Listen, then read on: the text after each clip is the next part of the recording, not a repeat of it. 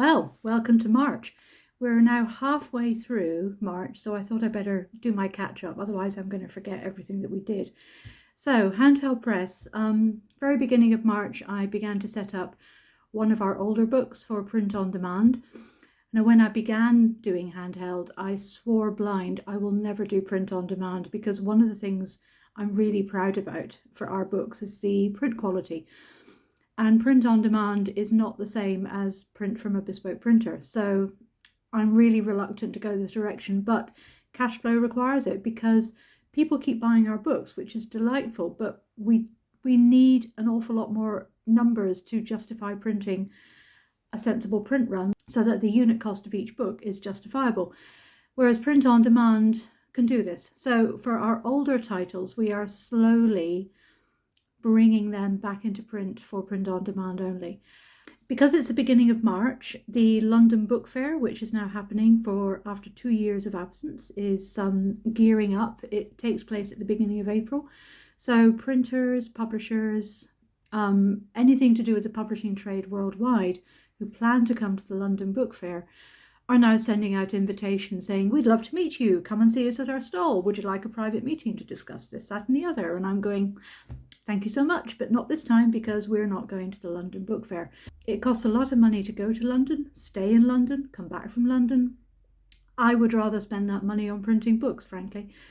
And then this publisher from the Netherlands got in touch saying, I really, really want to meet because we have so many books, well, titles in common, our ethos is in common. We both print new editions of forgotten fiction, particularly women authors. So we had a Zoom meeting in March, and it went really well. We both talked for an hour, talking about the books we really liked, telling each other about books that we're publishing, and I ended up sending her a lot of reading copies of our books because she might be interested in applying for the Dutch rights, which would be great. So that's an aspect of publishing that you miss if you don't go to the London Book Fair. But the kind of books we publish, the London Book Fair isn't really for us. It's meeting people that's the important thing for us. Other publishers have other things they can do at the London Book Fair, which is ideal, and that's what it's for. But for us, we're a little bit different. Most of the 2 weeks of March that have gone by, I've spent tinkering with our November titles, because there are 2 books coming out at once, but both are by the same writer. This is where I get excited about the books we're publishing. Both are by John Llewellyn Rhys, a Welsh writer, completely forgotten. He was a Second World War pilot. He died in 1940, just before the Battle of Britain. But by then he had published 2 novels, and then his widow published a posthumous collection of short stories, which he had assembled and was getting ready for print. And that posthumous collection won a literary prize, the Hawthornden Prize in 1942. And we are reprinting all his works in 2 volumes. So publishing 2 books at once is like pushing 2 stones uphill at the same time rather than just one. It's slower, there's a lot more logistics to fiddle around with. I'm dealing with 2 separate introductions, 2 sets of notes, 2 sets of revisions, 2 covers. Complicated. Anyway, all that's pretty much done. I've got 1 more round of revisions to go. I released the pages, so you can now pre-order these fabulous books on our website. They're now also available for the book trade to pre-order, which they probably won't because November is a long time away. And yeah, and then the printer, good Lord, arranging for the printing of these books. So we're printing them in May. The awful thing is, because of the terrible war in Ukraine, and well as other problems associated with Brexit, paper prices are going through the roof. And our printer, both the printers we use, sent me statements saying, we're really sorry, but prices are going up at the end of March and prices are going up at the beginning of April as well. So I'm kind of frantically getting my book printing organised so we can get it at a slightly cheaper price. So in the end, I've decided we're going to buy the paper and then print later. So we can split the bills, which is better for our cash flow. And that's just the November books. It's going to be carnage when it comes to the January, the March and the May books for 2023. But that's another story. What else have I been doing? Oh, I had a meeting with Publishers Weekly, which is the largest American book trade publication. And we were talking about advertising and editorial, and in the end I'm going to take an advert out, trying to get ourselves noticed a bit more in the USA. We are noticed in the USA. We sell there, but the USA is a colossal big country. We need a lot more sales, so I'm hoping that the advert will do well. I was also preparing for the launch of Latchkey Ladies. Latchkey Ladies came out this week. It's done extremely well. We had a review in the Times Literary Supplement last week. That was amazing. We've had a lot of sales. It's been really good. And this week I was going to do a book launch talk with Sarah Lefanu, who is the author of the introduction, and that was at the Guildhall Library in London. And the next day, Sarah and I did a repeat performance in a slightly different direction, just online, for Westminster Libraries. And that's where we are, middle of March. I'm hoping now that March will continue in the same exciting and thrilling way. Hello, this is March Diaries Part 2. So what I did in the middle of March was get started with the Eastercon British Science Fiction Association annual convention. We sell books there. It's going to be so wonderful to take a book stall to a big book fair and sell books for 3 days. We're just so looking forward to it. Then I had a surprise email from a bookshop in Sussex, in Alfriston, inviting me to come and give a talk. Trouble is, Alfriston would take me 4 hours to drive there and back, which is really not environmentally friendly.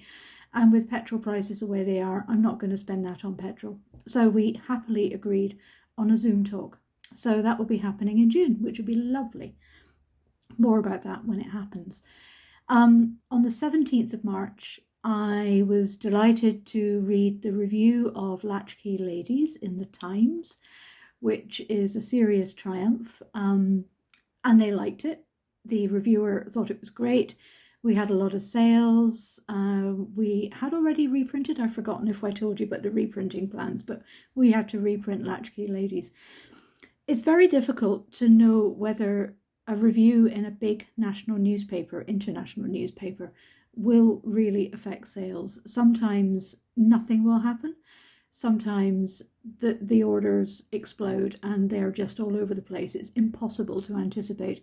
In this case, a lot of people read the review and ordered the books. So that's really good. We had the problem of the locked Zeldas. So Zelda Fitzgerald, Save Me the Waltz, published it 3 years ago. It sells really well in the States because in the States people teach it and it's on several university and college curricula. And so people buy it. Every year students are buying copies and then they tell their friends, you must read this amazing novel. And I looked at our stock list and we have, a 3-figure number in our warehouse of copies of Zelda Fitzgerald, but they're all locked. So I was emailing like mad going, why are these locked? Because locked in the warehouse parlance can mean several different things. It might mean they are in a warehouse space that we haven't yet cleared and done inventory for yet. It might mean they're on the lorry, haven't been unpacked yet. It might mean we've got to do some mucking out of this particular corner and we can't touch these because they're in the way or they're blocked by other big boxes. It could be anything. It turns out these were locked because somebody spotted that there was no US dollar price on the back of the book because our books are printed in Britain and we own, we sell to British people. We're a British company. And if we can sell outside the UK, well, that's terrific. But given that the US has sales tax for every single state, there is no point printing a US dollar price in the back of a book because it's always going to be stickered by the bookshop. So somebody in the warehouse decided because these 3-figure numbers of Zelda Fitzgerald had no US dollar price, they had to be locked, so they couldn't be ordered. And that was so frustrating, but it's been sorted out now. No more locked Zeldas. I had a lovely event. I came back from the pub. I've been to the pub with Amy, who does our YouTube. Hi, Amy. And it was about 10:30 at night, and walking along the road, a quiet residential street in Somerset, and there's a toad hopping, well, not hopping, toads don't hop. It was a toad crawling along the pavement in a very much I'm at the end of my tether in a desert sort of way. It's been very, very dry for weeks, not a lot of extra water, and the poor thing, and it was huge. So I picked it up, put it in a bag, took it home. yelling to my daughter, who was staying with us temporarily as she's between jobs, "Get your phone, come out to the garden." And she came tearing out the house with me because she's been well trained, and filmed me putting the handheld toad into the handheld garden pond. And we haven't seen it since. It's looked very happy at the time. It snuggled itself into the mud and the stones and stayed still and was seen to be quite naturally content in the cold water. But I hope it's found a better home under the water tank or in a hedge or under a tussock where it should be living. But that was lovely, a real handheld toad. And last night I did my talk on women writing war, which was to raise money for the Ukraine humanitarian appeal run by the Disasters Emergency Committee in the UK. By the time you see this, the video will be out, but only for ticket holders. It's not being distributed to anyone else. It was a good talk, even though I say so myself, and the questions were good. It was the beginnings of a really good conversation at the end. It made me miss teaching and doing seminars and just telling people about the stuff that I know, the stuff that I researched, the stuff that I found out, which is, it's not really publishing, but it's kind of a spin-off because that's what Handheld's about. Want to see more from us? Let us know in the comments below, and don't forget to click like, subscribe, or new content alert.